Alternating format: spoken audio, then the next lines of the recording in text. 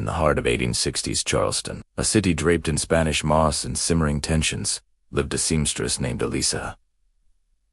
Her hands, nimble and sure, stitched dreams into satin and silk for the city's elite. Gowns for lavish balls, dresses for Sunday promenades. Each creation was a masterpiece, whispering tales of wealth and status.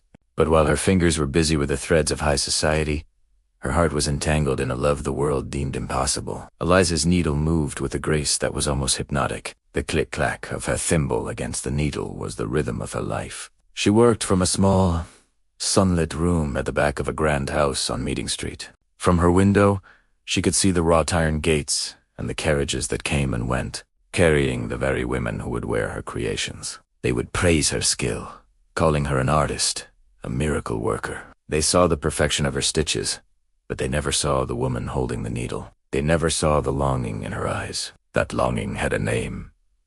William. He was a free man, a skilled carpenter, whose hands were as calloused and strong as hers were delicate and precise. They met in the bustling city market, a place of vibrant chaos where worlds collided.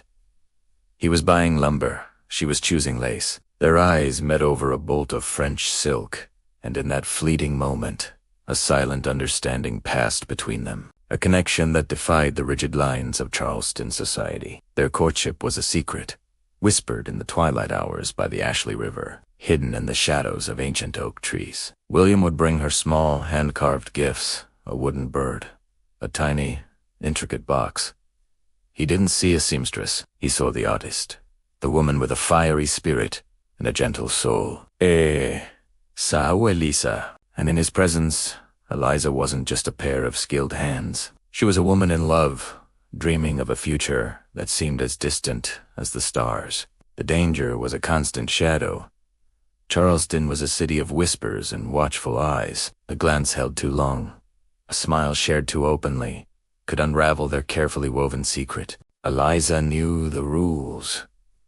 She stitched them into the very fabric of the society that would condemn her for loving William. Every gown she finished was a reminder of the chasm between their worlds. The women who wore them danced in ballrooms William could never enter. They lived lives of privilege she could only glimpse from her window. One afternoon, Mrs. Beaumont, the matriarch of the house where Elisa worked, summoned her. She was commissioning a wedding gown for her daughter, a dress that was to be the most magnificent Charleston had ever seen. As Elisa measured the bride to be, a young woman radiant with happiness, a sharp pang of envy and sorrow struck her. This was the life society sanctioned, a public celebration, a future built on acceptance and tradition, everything she and William could never have. The weight of their secret began to press down on Eliza.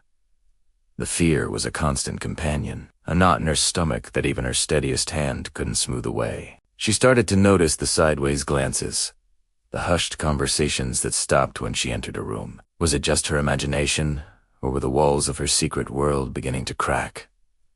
William saw the toll it was taking. He hated the fear in her eyes, the way she had to hide her love like it was a shameful thing. He began to speak of leaving, of heading north where the lines were not so sharply drawn, where a man was judged by his character, not the circumstances of his birth. He spoke of a small house, a life where they could walk hand in hand in the daylight. The idea was terrifying and exhilarating. To leave Charleston, the only home she had ever known. To abandon her work, the one place she held some semblance of respect and security. But what was that security worth, if it meant a life of hiding? What was her art if it couldn't create a life for herself, only adorn the lives of others? The wedding gown for Miss Beaumont became Elisa's crucible. As she poured thousands of tiny seed pearls and delicate lace appliques onto the silk, she wasn't just sewing a dress. She was sewing the final threads of her life in Charleston. Each stitch was a decision. A stitch for the past, a stitch for the future. A stitch for fear, a stitch for love. She worked day and night, her fingers raw, her eyes burning. The gown was becoming her magnum opus, a breathtaking creation, but it was also her farewell. On the day she delivered the finished gown, Mrs. Beaumont was speechless. It was more beautiful than she could have imagined. She pressed a bonus into Eliza's hand, a sum larger than anything she had ever earned. "You have magic in your fingers, Elisa," she said, her voice filled with genuine admiration. Eliza simply nodded, her throat tight. The money wasn't just a payment. It was a ticket.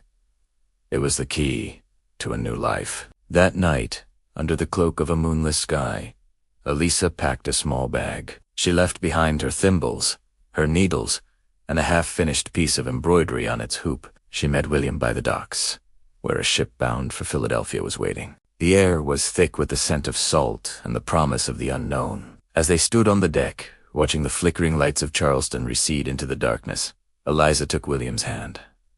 It was rough and strong, a carpenter's hand. She intertwined her fingers with his.